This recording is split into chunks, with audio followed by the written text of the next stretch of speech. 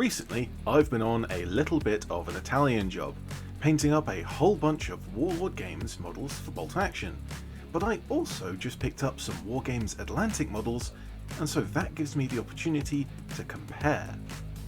But as I've already painted the Warlord models, I should build up and paint some of the Wargames Atlantic models to match.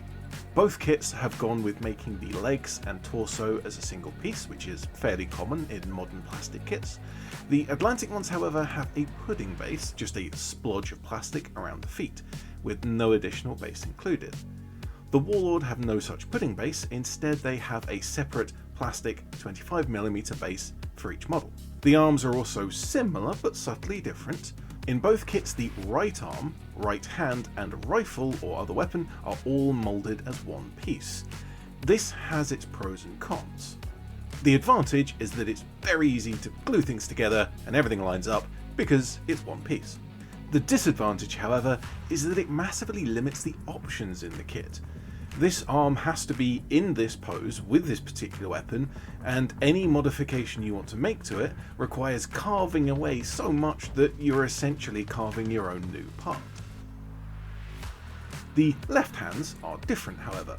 For Warlord, the left hand is moulded as part of the weapon piece and right arm, but the left arm up to the cuff is then separate. This again imposes some limits on options on how to use the parts, but it does make it easier to assemble.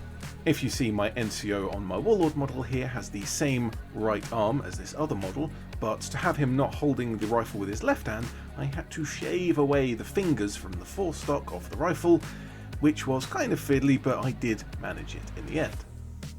For the Wargames Atlantic, however, the left hand is part of the left arm and is cupped to fit the rifle or submachine gun, and these line up perfectly on the torsos and give a much better option for adjusting poses.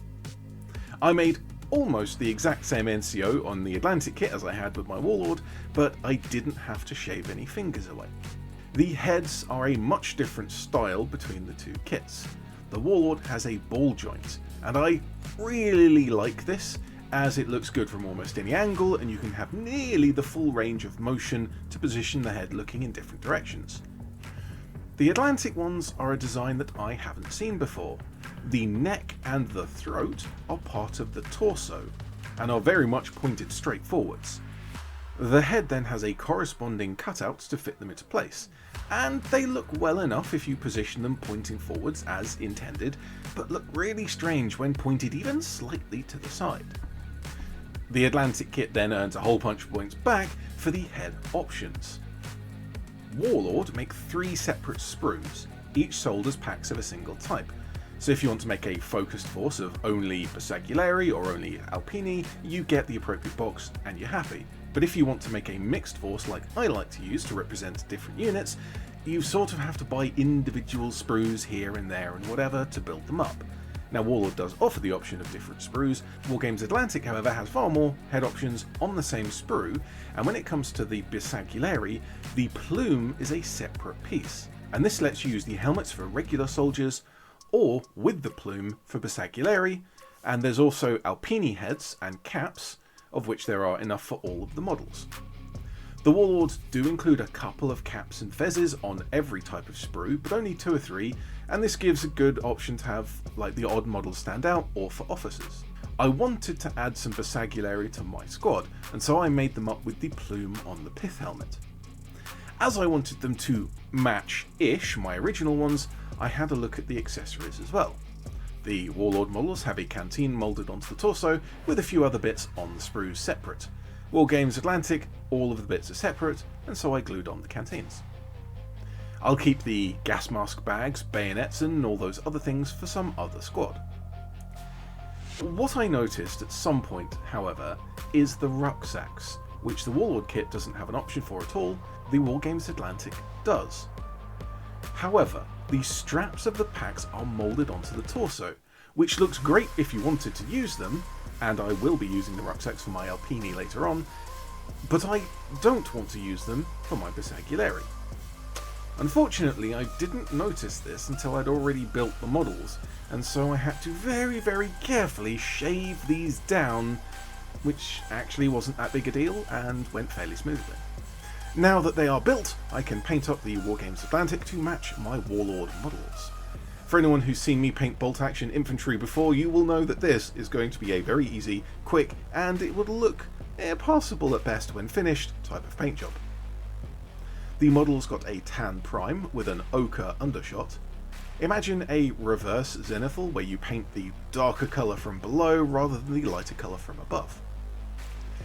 I then picked out some details. I really like the look of black leather webbing over the Sander uniform, and I also did the boots and plumes in black as well. The rifle stocks got brown, the metal got metallics, and to make everything really easy, a brown wash over the whole model. This darkens the tone, making them seem quite rich in colour, but it collects in the recesses, giving a nice visual separation between parts. With a little bit of painting cleanup, doing the skin, and of course basing the models, this lot are done, and now we can finally compare.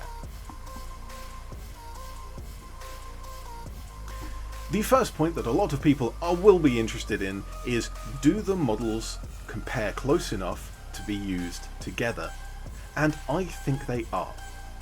The Wargames Atlantic models are a little bit taller and a little bit thinner as the art style is closer to true scale, whereas the Warlord are much thicker, heavier set with bigger muscles and facial features, and that's more of a heroic art style, or hero scale. But they are similar enough, much closer than the Warlord and Perry models that I looked at for the 8th Army that I did for my British force a little while back. The biggest difference I feel is in the head and the helmet, where the size is most pronounced. Also in the style of the plume is quite different between the Atlantic and the Warlord. I did mention at the beginning that I was going to add to my original squad with these ones, and I feel that they are close enough not just to look good as two squads kind of standing next to each other, but to actually mix them together and show the natural variation in people, because some people are taller than others or shorter, and some people are thinner or heavier set than others. My original Warlord Games squad was 11 models, 2 light machine gun teams and the NCO with a rifle.